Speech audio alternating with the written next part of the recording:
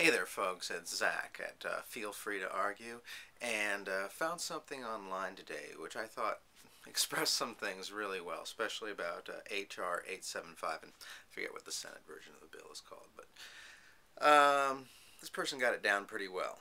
Goodbye Farmers Markets, CSAs, and Roadside Stands by Linn Cohen-Cole. The food safety bills in Congress were written by Monsanto, Cargill, Tyson's, ADM, etc. All are associated with the opposite of food safety. What is this all about then? In the simplest terms, organic food and a rebirth of farming were winning. Not in absolute numbers, but in a deep and growing shift by the public towards understanding the connection between their food and their health, between good food and true social pleasures, between their own involvement in food and the improvement in their lives in general, between local food and a burgeoning local economy. Slow food was right. Limit your food to what comes from your region and from real farmers, and slow down to cook it and linger over it with friends and family, and the world begins to change for the better. And as we face an unprecedented economic crisis, and it is hard to be sure what has value, one thing that always does is food, which is why the corporations are after absolute control over it. But what obstacles to a complete lock on food do they face? All the people in this country who are banking on organic farming and urban gardens, and most of all, everyone's deepening pleasure in and increasing involvement with everything about food. Farmers markets, local farmers, real milk, fresh eggs, vegetable stands. Those are things we not only all want, but things we are actively getting involved in, and things we very much need. And where they are truly good, they are growing. The international financial corporations, which have wreaked havoc around the world with astounding nonsensical solutions that are destructive of everyone but them, are brothers to the international agribusiness giants, Monsanto, Cargill, Tyson's, ADM, etc., which are just as aggressively after their own form of taking, just seeds, animals, water, land, and freedom. Because human beings are, by and large, good and, by and large, incredibly resilient and clever, and left to their own devices, that is, free, they would handle this gargantuan financial stupidity the corporations brought us with their NAFTA, CAFTA, GATT, and all other globalized schemes, which they hope to eventually top off with Codex. How? By being productive in real ways and locally. And farming is the solid ground under that. Farmers produce something of real value, something we used to take for granted. And from that base, businesses grow up. Local markets, local food processors, local seed companies, local tool and supply companies, local stores, and an economy based on reality and something truly good for us too begins to grow. So look again at what has been exciting us: farmers markets, local farmers, real milk, fresh eggs, vegetable stands, and realize that they are not only wonderfully healthy, but fun and naturally community building. And more, they are a real economy and deeply democratic.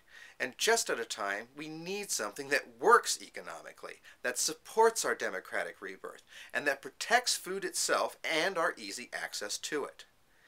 And it is all those things that threaten the corporations, which is why we now have these massive fake food safety bills in Congress.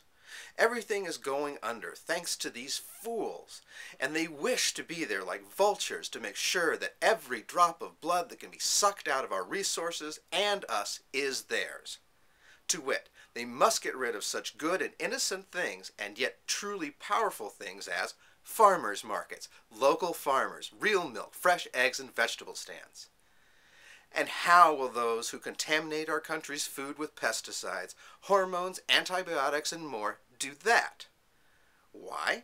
By setting standards for food safety that are so grotesquely and inappropriately and even cruelly applied to local independent farmers and ranchers that there is no way that they can manage.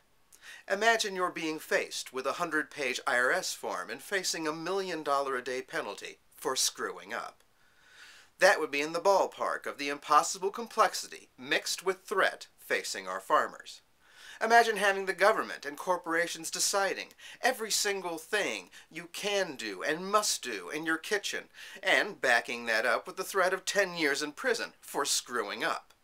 Though you have never made anyone sick, and those corporations have.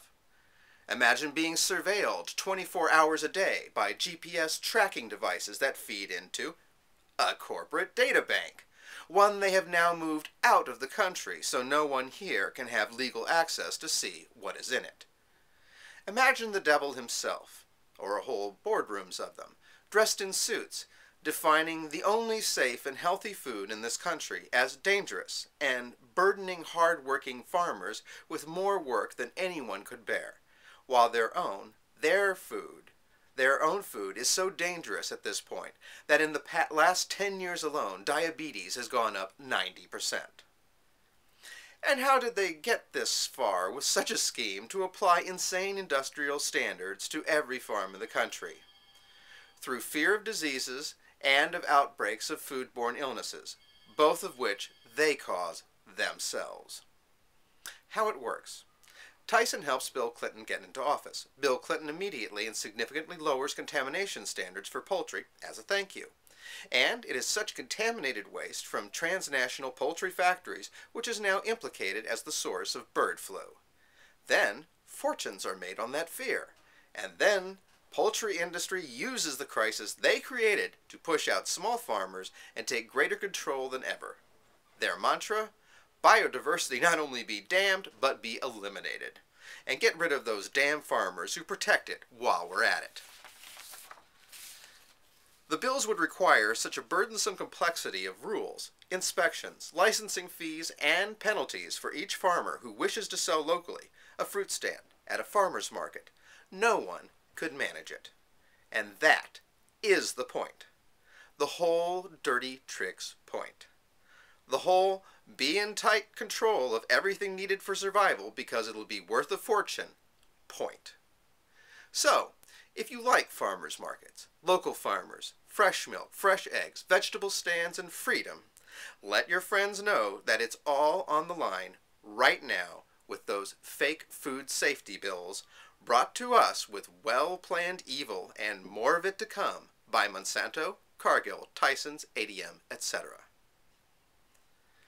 Slow food reminds us of just where we need to be. But we need to stop these bills first, or we are left with no money from the financial bailout and no food from the food steal-out. Send a message to Congress. We need millions to be fighting this. I think she put it very well. Feel free to argue.